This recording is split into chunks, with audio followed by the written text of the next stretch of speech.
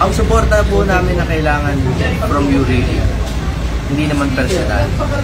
Ang kailangan namin hindi po kayo magpalinlang.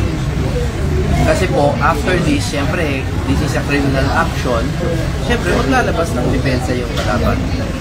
And they will obscure the issue. Palalabuhin nila yung issue na keso ganito, keso ganyan. Ang request namin, lumikit po tayo sa katulad.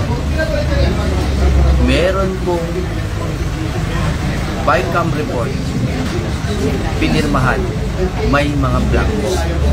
At biglang nagkalaman. Wala pong question doon. That is been admitted by both sides, accepted and acknowledged by both sides. So no amount of smoke and mirrors, no, kung ano-ano pang mga magic tricks will change the fact na may blanco na nagkalaman. So wag po kayo magpalito doon.